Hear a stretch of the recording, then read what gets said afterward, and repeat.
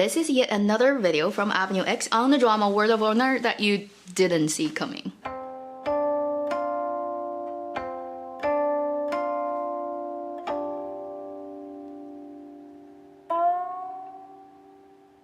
Hi, you're watching Avenue X, where junkie on good storytelling shares her thoughts, knowledge, and occasional weird ideas on stories and how they're told. Are you surprised that I'm making another video on Word of Honor? Well, like I said, this happens every couple of years, so I'm gonna take it all the way. And I think this video is actually really worth making because there's really a lot of hidden meanings, references, stuff that's actually deeply linked to the characters and their past and their storyline that's hidden in plain sight. Before I go to talk about the names, I want to first let you know I'm not going to mention every character's name. I'm only going to pick the ones that really has a lot of interesting, juicy stuff behind them. Also, although characters usually have meanings in normal text, when they become surnames, people usually don't think about the meaning of that particular character unless they want to overinterpret things, which I definitely will do in this video. But just want to let you know, daily use, when people listen to other people's surnames, they wouldn't go too crazy about the meaning of the surname. And we have to start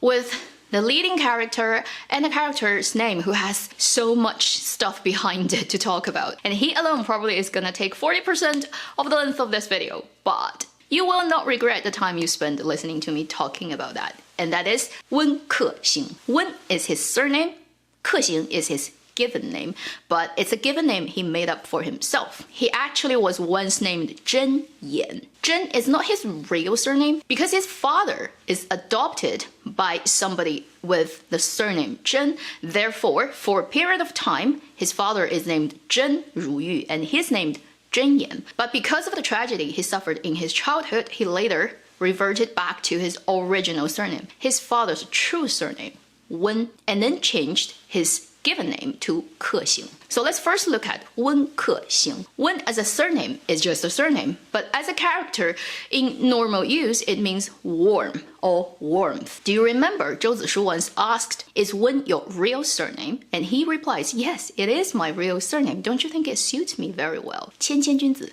温润如玉. So this is a saying in Chinese that is describing a gentleman's character should be as warm and as gentle, as smooth and as rounded as jade, which is also where his father's real name comes from, 温如玉, Wen as jade. Kexing is his given name that he gave himself, and that's actually adapted from his original name, Yan. Also, Zhou Zishu pointed this out. I was so blinded. Why didn't I realize Kexing is actually coming from the character Yan? If you don't know Chinese, you will definitely be confused about that. If you do know Chinese, you will also be confused about that because it's not very obvious. Now let me explain why the original name Yan can be broken down into Kexing. Ke means guest, Xing means travel. A traveling guest, which is what Wen Kexing thinks of himself. He is somebody who without a family, without a home to go to,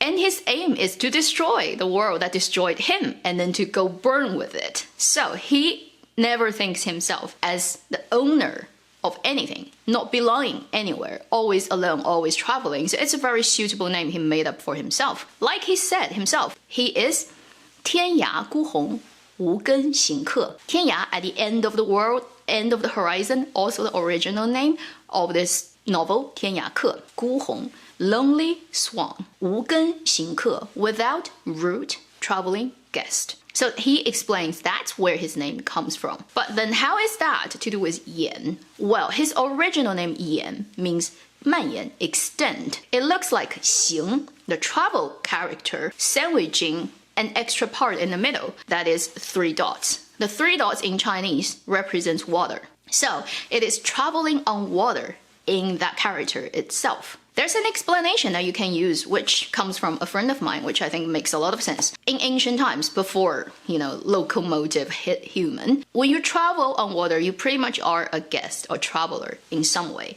So that can be explained why Yan can be broken down into Kexing. traveling guest. But actually, as the name itself, it has a lot of poetry reference, more than one, okay? So let me tell you why this name is really great. There was a poem written in Tang Dynasty by a poet called Wang Wen, 次北固山下. In this poem, there are 2 lines. 客路青山外，行舟绿水前. Guest road, blue mountain outside. Literal translation. So there's a road on the outside of the blue mountain. 行舟绿水前. Traveling boat, green water. Before. A traveling boat is in front of the green water. Notice in those 2 lines, the first character, 客行. As Wen Kexing is very a big reader and so show off on his poetry knowledge, it makes total sense that he would use 2 characters from 2 lines represent his name coming from a poem. 客行 can be coming from a poem, can be a made-up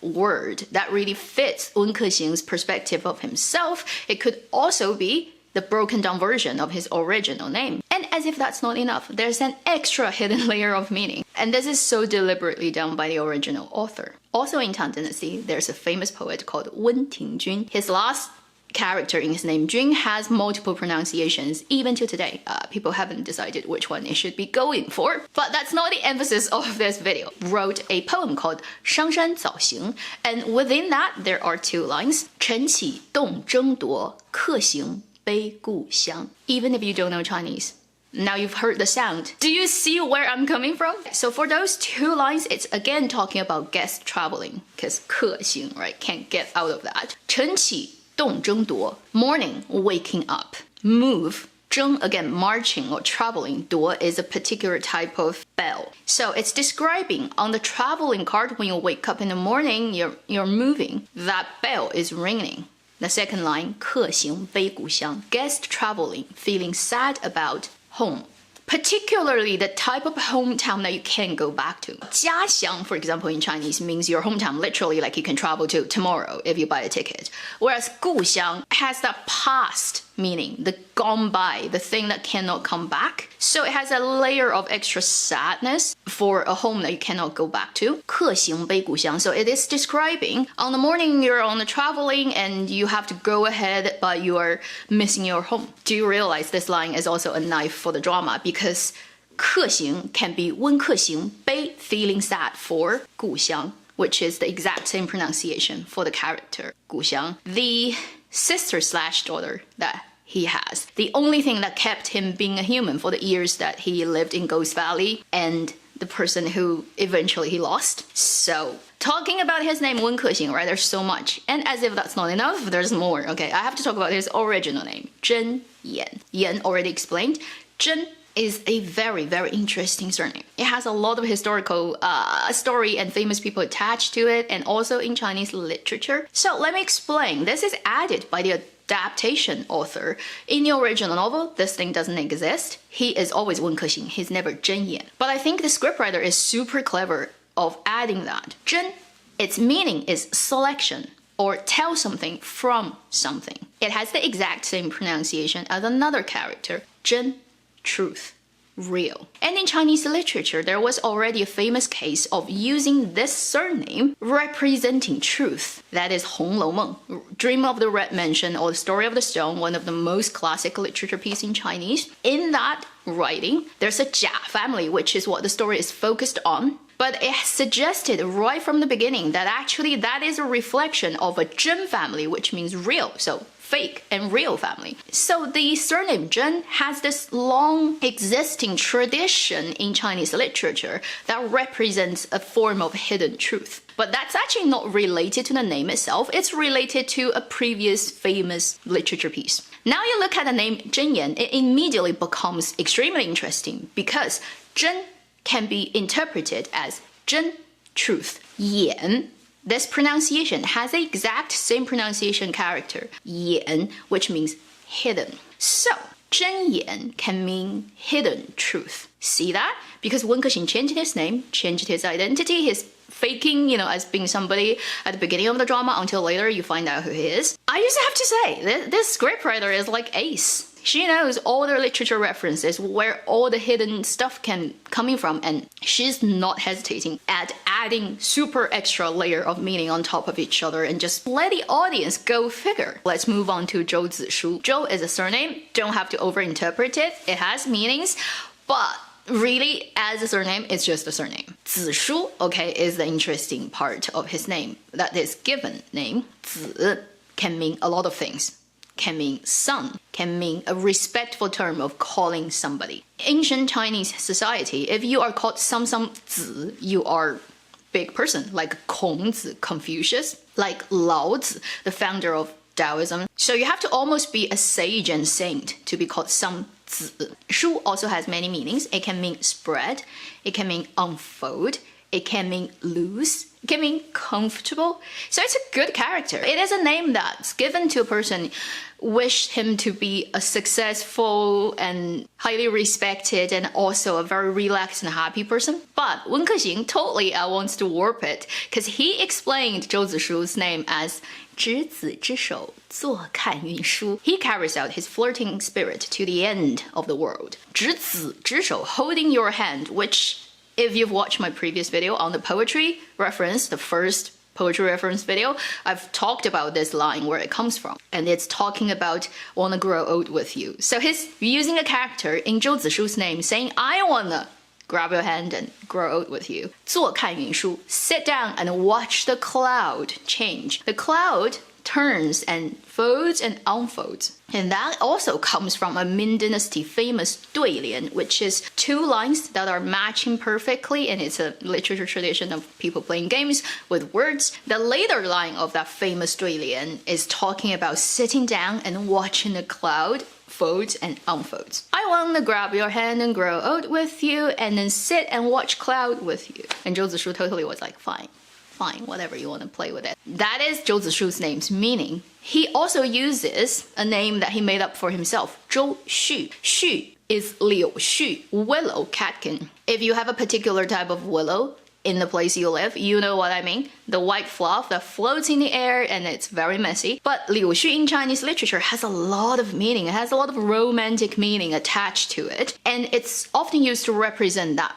type of freedom, because it flows in the wind. It's so free, it can go anywhere. But also it has an extra layer of meaning, which is, although liu xu is very free, it cannot control its destiny. Wherever the wind blows, it goes, which also reflects what type of character Zhou Xu is. And because of his service at the window of heaven, you know, like he's looking free, but he's actually not free. So it's also very clever use of literature references and extra layer of meaning. Moving on to our beautiful daughter character that everybody feels so sad about. I've already mentioned in Wen Kexing's name what that name can mean. Gu is a common surname. Xiang, as you can see, it has 3 dots, so it has something to do with water, and it's actually a particular river in China, and it's also the character that represents Hunan province. But the name itself sounds exactly like Xiang, and particularly the type of hometown that you cannot return to. And you bring in Wen Kexing's relationship with Xiang, and then the fate of these two characters. Go cry.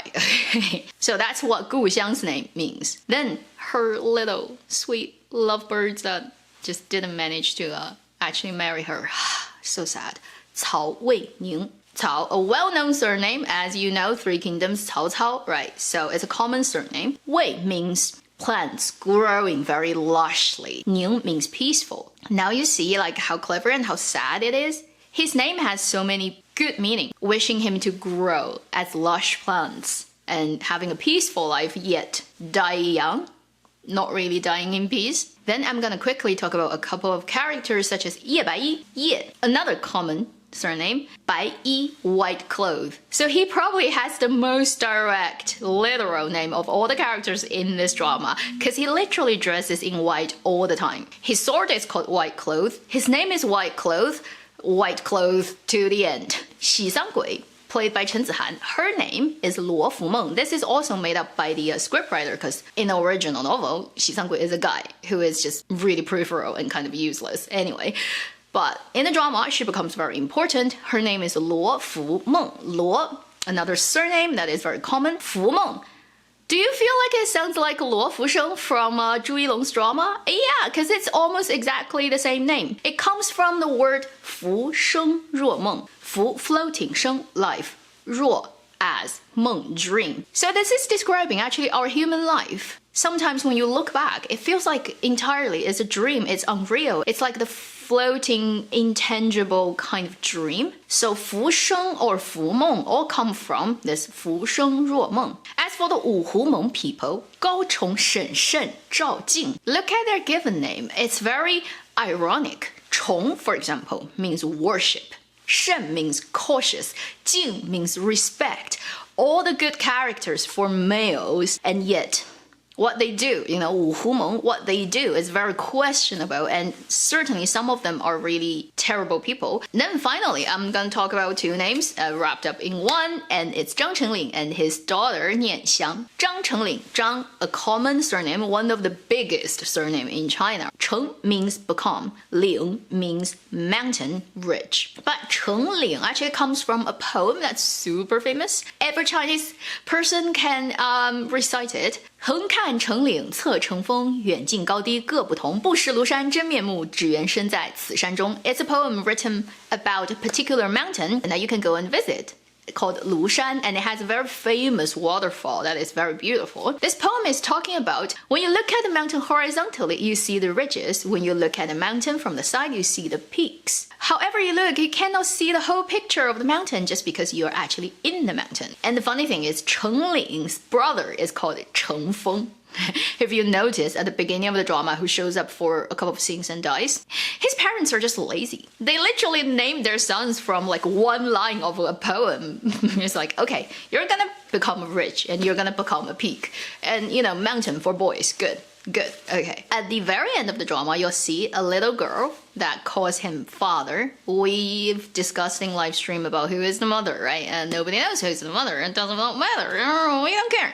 But the kid is called Nianxiang. Zhang Nianxiang. Xiang is the name of Guxiang. Nian means thinking about, missing. The girl's name is in memory of Guxiang. I love Chengling, right? Chengling is a good boy. The thing is, if Word of Honor has second season, it really would be Zhang Chengling's story. He would be the greatest master of his generation just because of every resource he has and what kind of a good person he is. So that would wrap up this video on the meanings of the names of the characters from Word of Honor. Are you surprised? This is the type of video I really love to do, and I love to share this type of information with my audience. Hopefully, you'll find the time you've spent watching this video is worthwhile. Thank you for watching Avenue X. I'll see you in my next video. Meanwhile, live long and happy drama watching.